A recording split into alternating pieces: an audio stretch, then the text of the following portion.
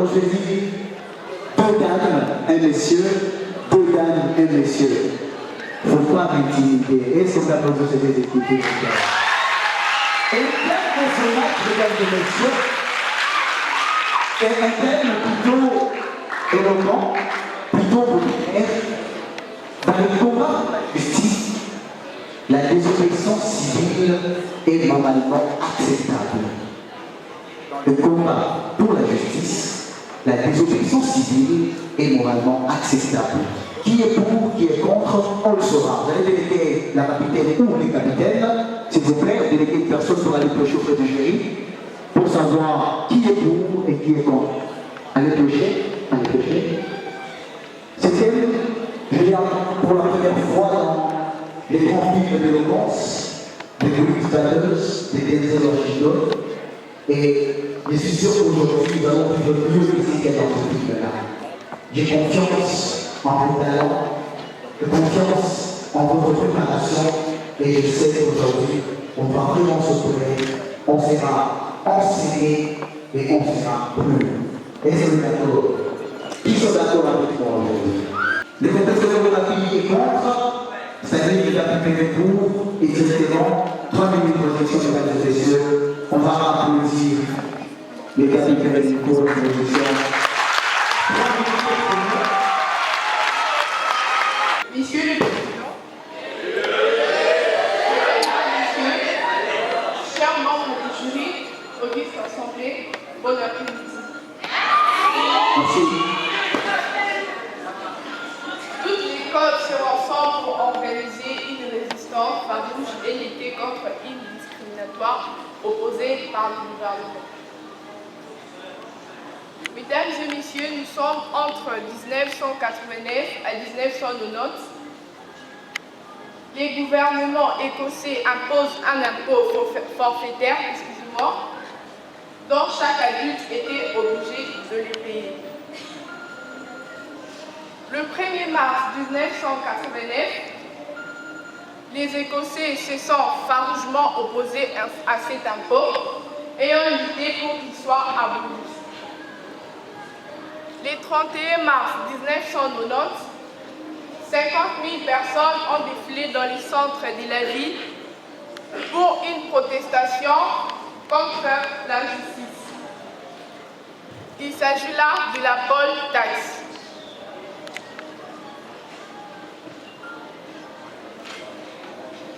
Mais c'est quoi la désobéissance civile?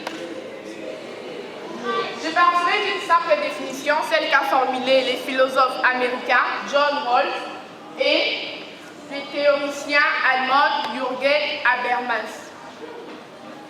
Et mon co-débatteur vous parlera de principes de la non-violence. Il définit la désobéissance civile comme étant un acte politique et public s'inscrivant dans un mouvement collectif contraire à la loi. Cette transgression est basée sur des motifs moraux, religieux, politiques et philosophiques. Car la désobéissance est justement civile parce qu'elle tient du civisme en latin, du citoyen qui s'oppose aux choses criminelles. Elle est civile parce qu'elle respecte les règles et les exigences et elle n'est pas une rupture pour la citoyenneté. Merci. Merci beaucoup. Et la respecter les cahiers. Merci. À présent, mesdames et messieurs, l'introduction des complets scolaires au cabine. 3 minutes. C'est parti. On écoute. Monsieur le Président du jury, ainsi que le rapporteur, précieux camarades débatteurs, Auguste et bien l'Assemblée. À vos titres et qualités respectifs, recevez nos cordiales salutations.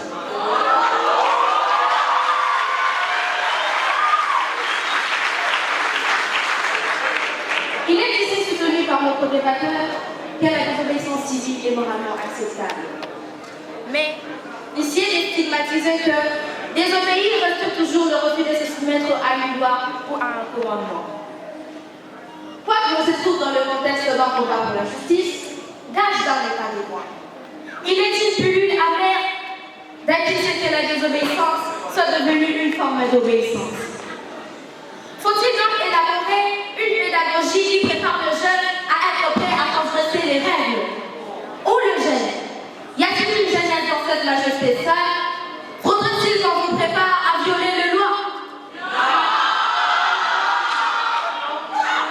La désobéissance serait-elle une espèce particulière au sein du genre désobéissance afin qu'elle soit admise par la loi ou par la morale? Il est bien clair que la désobéissance civile, tout aussi crapuleuse qu'elle puisse l'être, définie à minima comme une opposition à la loi présente, une structure identique à d'autres formes de désobéissance. Le fait que la règle ainsi violée ne soit pas juridique, mais relève de l'éthique ou de la politesse, ne nous semble pas de nature à justifier une distinction essentielle. Il nous est donc opportun d'élever les ambiguïtés qui peuvent transparaître sous la référence à la pensée désobéissante. Celle-ci apparaît en effet d'autant plus difficile à cerner que nous estimons la précision de la désobéissance elle-même.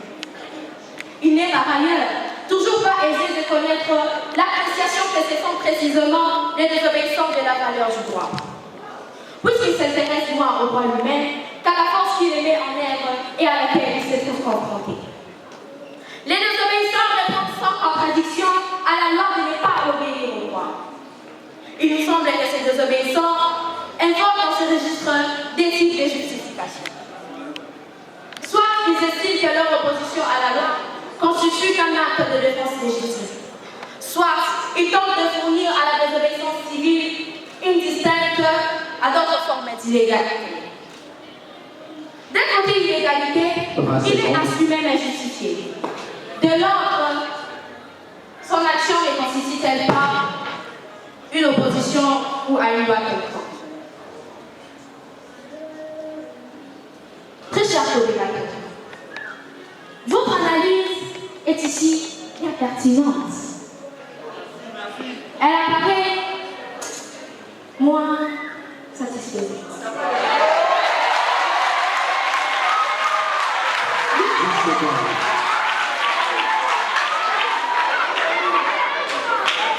Lui-même, le désobéissant, connaît la contrariété de son comportement.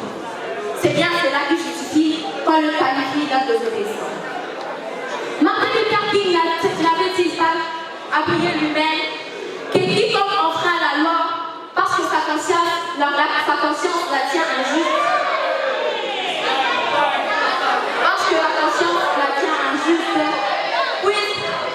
puisse volontairement accepter une peine de prison afin de soulever à la... Merci, est-ce qu'on peut applaudir le professeur au tapis, s'il vous plaît? Est-ce qu'on peut applaudir le professeur au tapis? Je sens qu'il y a de la matière. Mais comme on a dit, on sera strict 3 minutes pour tout le monde. Après l'introduction, on va passer directement à la phase des questions.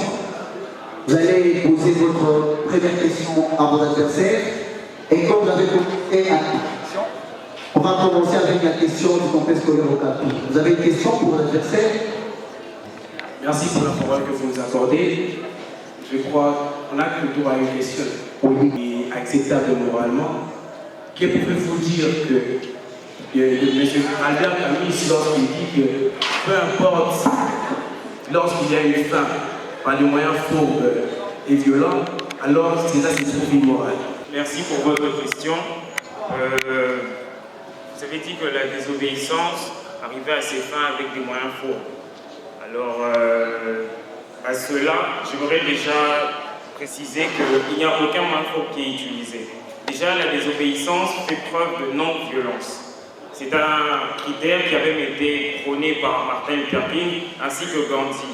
Le fait de résister sans faire appel à la violence. Je marche, je proteste, mais je ne tape personne. Et je m'expose aux assauts probables des forces de l'ordre qui, elles, peuvent utiliser ces armes. Alors,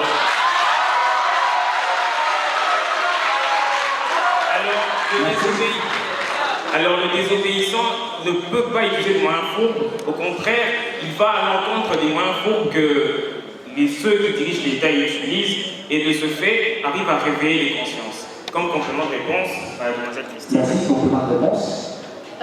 Martin Luther King a dit « Face à une loi injuste, il est de mon devoir de désobéir ».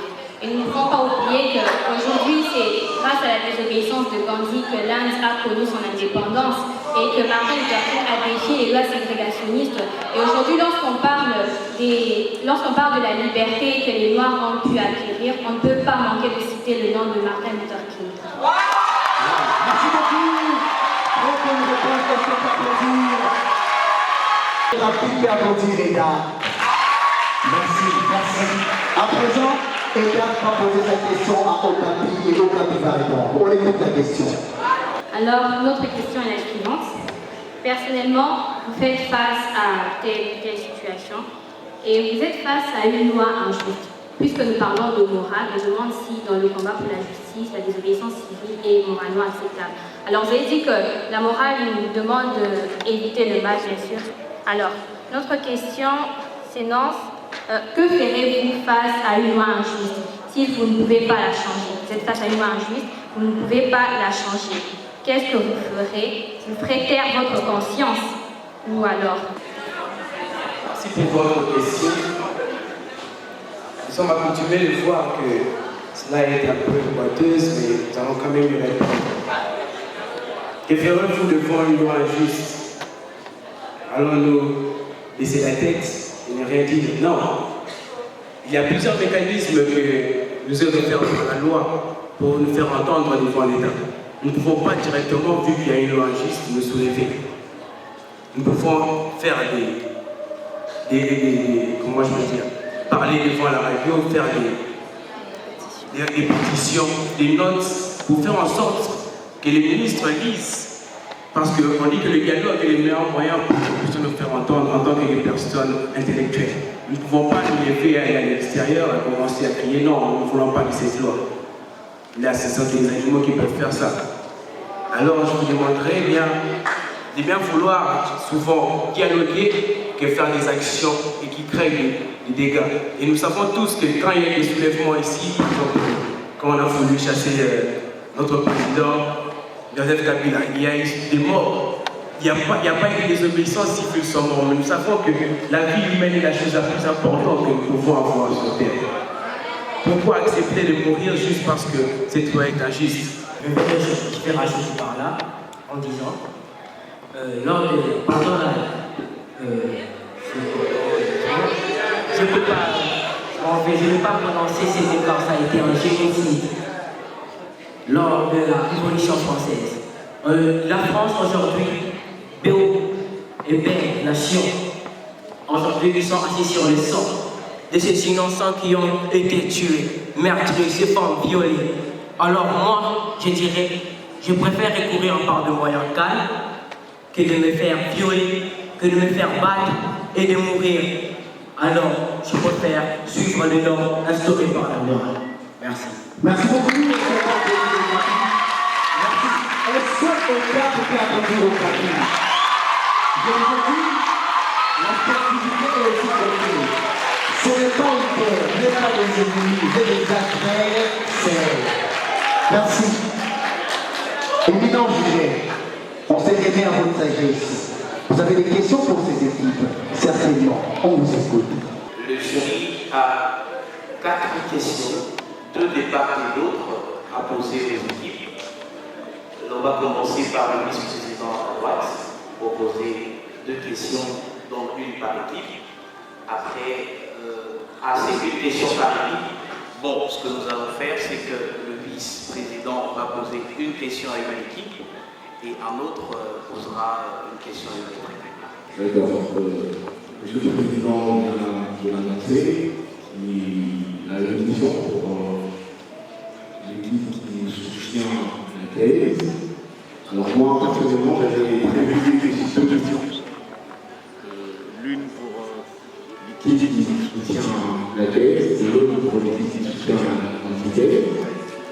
Mais comme le temps nous est imparti et que je devrais réduire en question, je vous poser une question à Mathis, qui tient maintenant en tête, parce que le président va s'adresser à Mida, qui a soutenu la guerre.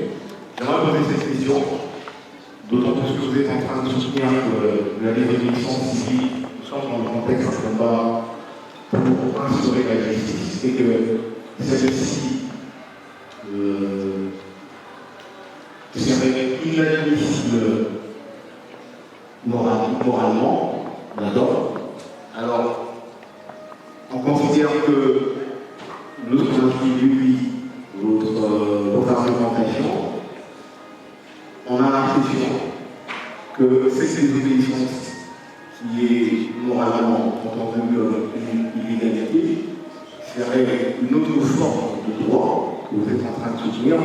La question, là aussi, en quoi dissocier la loi du droit pour bien entendu soutenir que l'on ne défend pas ses droits lorsque la loi les viole.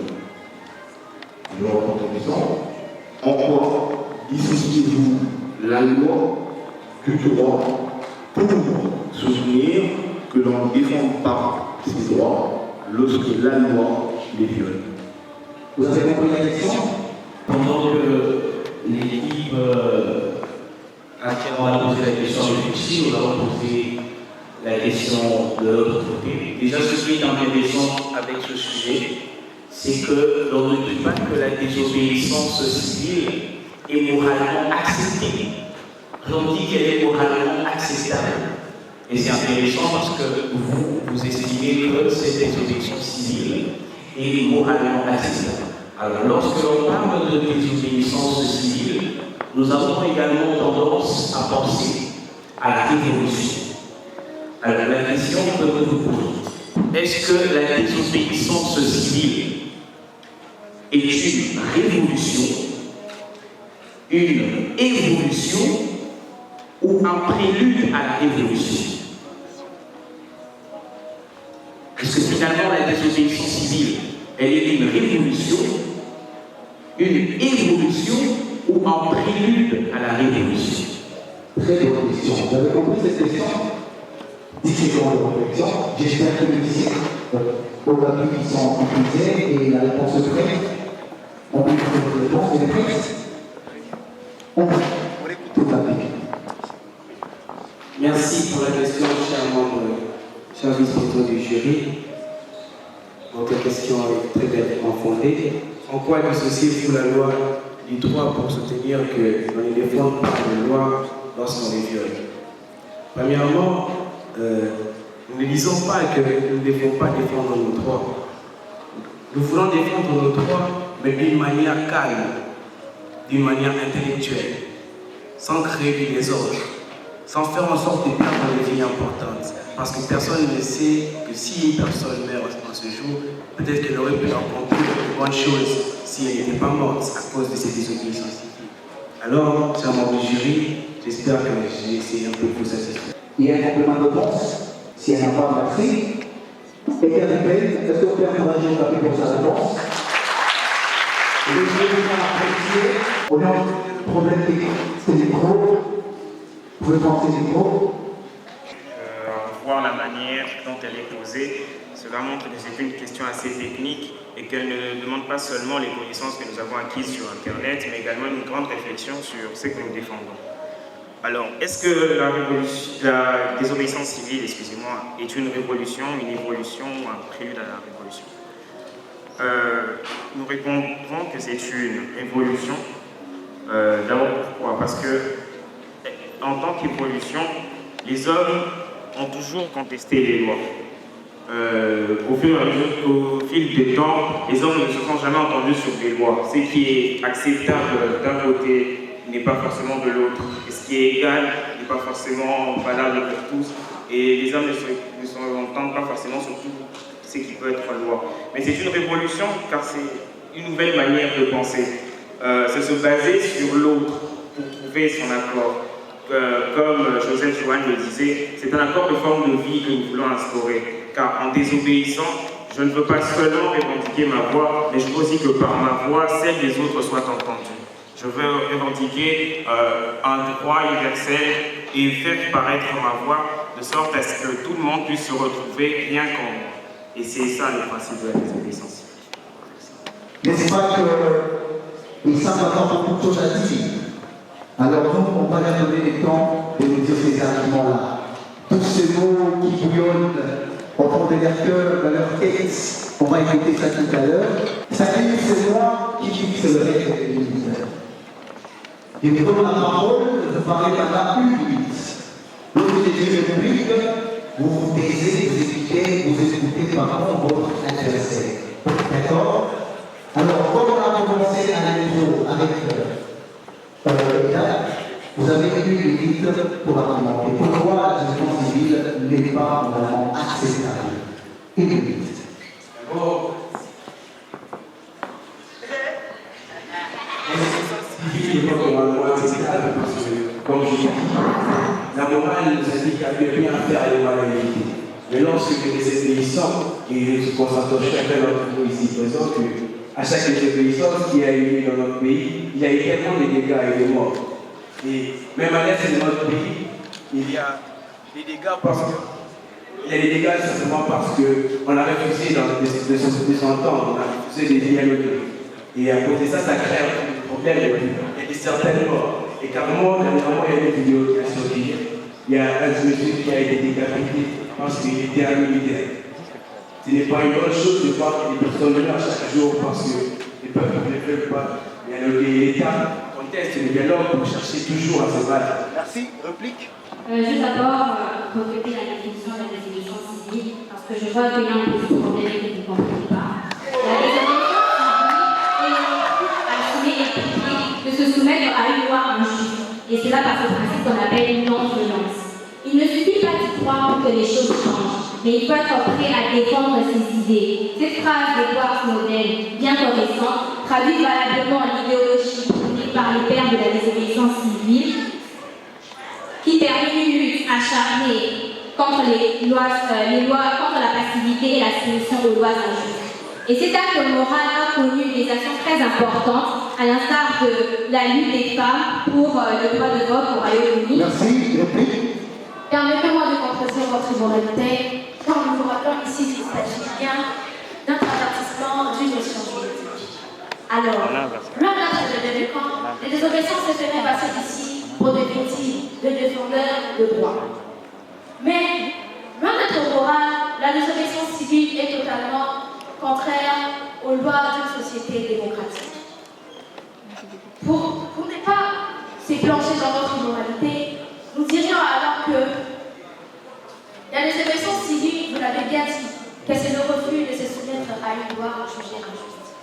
Mais vous oubliez que quoi qu'on se trouve dans le contexte d'un combat pour la justice, il est et il reste une publique amère d'acquiescer que la désobéissance soit devenue une forme d'obéissance. Merci, Réplique.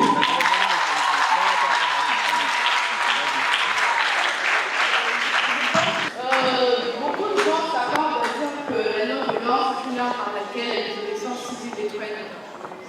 Mais la réalité est différente. La non-violence est une colère de façon intelligente pour trouver une solution et changer la pensée d'un État. C'est une action qui prend part, plus morale, car ce n'est pas le caprice d'une personne, mais plutôt le choix d'un groupe. Selon une étude de l'Université Columbia, la non-violence est plus efficace à 40% contre 20% de la violence. Elle est indépendamment révolutionnaire et s'impose à la lutte contre la justice.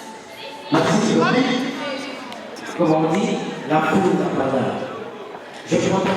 Vous avez dit que c'était là, c'est pas à quoi n'importe quoi que vous avez sorti de votre bouche. Je dirais.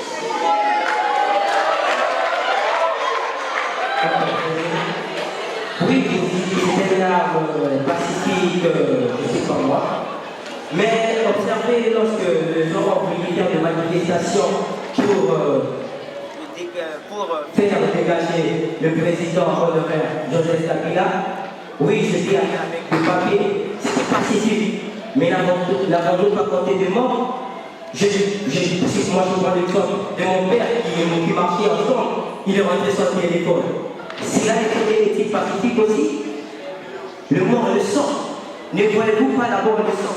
Regardez le point de l'exemple de la Révolution française.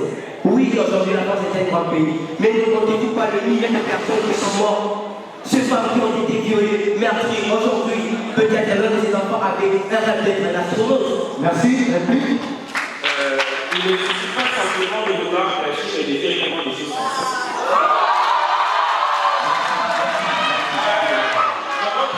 Vous parliez du fait qu'il y a eu la révolution ainsi que certains mouvements. J'aimerais bien vous rappeler ce que j'ai dit tantôt. La non-violence consiste à aller affronter un adversaire qui lui a des armes et il n'hésiterait pas à l'utiliser.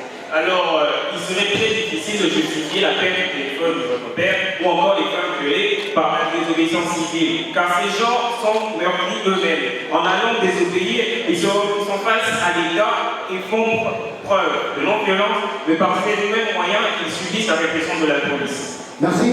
Réplique. Christian Hugo a dit dans son livre La psychologie de la foule qu'une personne dans une foule est comme un grain de sable ou bien une personne sable qui se laisse emporter par le vent. Et je ne pense pas que notre alimentation pour s'élever devant nous et nous dire que la désobéissance civile s'est fait pacifiquement. Vous nous dites que tout le monde sort pour désobéir pacifiquement, c'est l'État qui, lui à son tour, crée ses désordres. Mais non. Une personne dans une foule n'est pas contrôlée, il y a carrément des excités. Il peut y avoir des personnes qui ne sont pas déminotisées et qui font des bêtises. Vous ne direz pas que ces personnes-là sont des bonnes personnes. Et c'est à cause d'eux qu'il y a des morts, c'est à cause d'eux qu'il y a des fois des pillages. Merci, dernière minute des dames. La question devrait se poser du côté de la démocratie plutôt que du côté de la non-violence. Car aucune désobéissance civile ne s'est passée dans la violence. Et c'est toujours la police qui a fait preuve de violence envers les désobéissants. Mais pour la démocratie, on aimerait bien savoir, est-il vraiment juste de désobéir en démocratie? Justement, on est désobéi qu'en démocratie. Quand les conditions de la discussion ne sont pas remplies, quand les personnes qui doivent réclamer ne sont pas entendues. Et de ce fait, la désobéissance ne s'impose pas comme étant un mode de répression ou encore un mode de désobéissance non légitime, mais va plutôt s'imposer comme une manière de faire entendre sa voix. Car tout celui qui désobéit est conscient que sa voix est dans le désert et que personne ne l'écoute. Alors en désobéissant, il relève plus la leçon de vie. Interagissez, parole de ministre. Interagissez, rappelez-vous la parole. Il y a des mécanismes qui ont été mis en place dans les lois du monde qui font en sorte que c'est le mécanisme bien fonctionne. La constitution de la Russie. Devant des lois qui ont sorti de la justice. As-tu resté là pour voir les choses?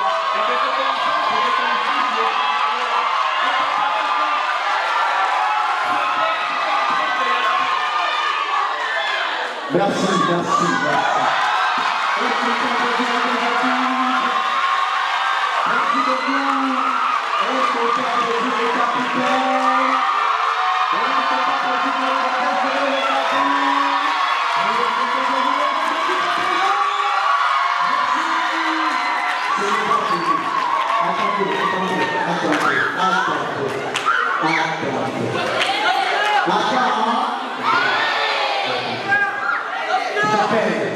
À la barre, le capitaine ou la capitaine du professeur de la attends.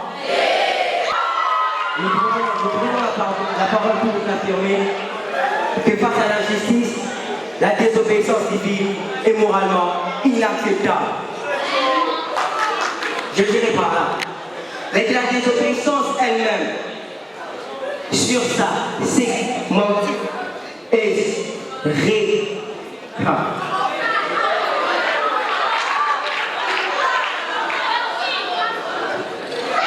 chers parents ici tous présents, soyons opérationnels. N'est-ce pas? En logique, on nous dit que lorsque deux prémices sont négatives, il ne peut pas avoir les conclusions. N'est-ce pas, c'est là? N'est-ce pas? Êtes-vous des hommes de logique ou des hommes vivants? Devons-nous nous soumettre à des hommes qui nous sont acceptables? d'abandonner nos âmes. J'ai dit, et si tout en chacun de nous est conscient, et nul n'est inconscient, nous voyons combien de gens sont morts, plusieurs sont morts, plusieurs ont dû laisser la peau. Qu'est-ce que ça fait de mon pays? Juste la liberté, mais vu que notre chapeau des matières veulent toujours passer par les yeux et par les raccourcis et la guerre. En quelque sorte, moi je fais comme ça. D'abord, j'appelle la guerre parce qu'ils passent par ces raccourcis, c'est un genre de camouflage. Ils disent, moi je viens par la désobéissance civile, mais on s'est fait piller, on s'est fait tuer. Mais où est donc cet arme pacifique? Pas pour les marins de Tati. Comme le président dit. Moi je dis, cette église est indicible.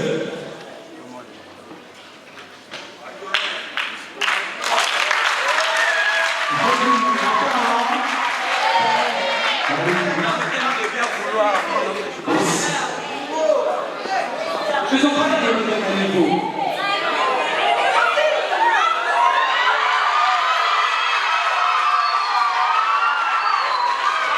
Nous voulons atteindre le niveau de sagacité afin de cerner la quintessence même de cette thématique. Les désobéissances civiles rendent notre thématique toute morose et par ricochet indicible. À cette dernière, si nous voulons faire en sorte de rendre la désobéissance civile morale, alors il est déjà immoral par nature. Nous faisons en sorte de créer une désobéissance pacifique, ça n'existerait pas. Mais alors, mesdames et messieurs, je vous dirais, pour que la désobéissance civile crée un acte moralement bon qui est la justice, nous devons, premièrement, cela nous inviterait. D'ailleurs, les mécanismes mondiaux ont eu à créer dans leur loi différents moyens pour pouvoir avoir la justice sans désobéir civilement. La Constitution congolaise en est un exemple. Mesdames et messieurs, vous conviendrez avec moi qu'un homme sans éthique est un animal à visage humain, nous dit un philosophe congolais. Et que la ville de Kinshasa, à cause de trop de soulèvements, est devenue sans éthique et esthétique. Nous enrichissons les philosophes locaux. Alors, où allons-nous nous identifier? Je crois qu'on a aucun de ces prophètes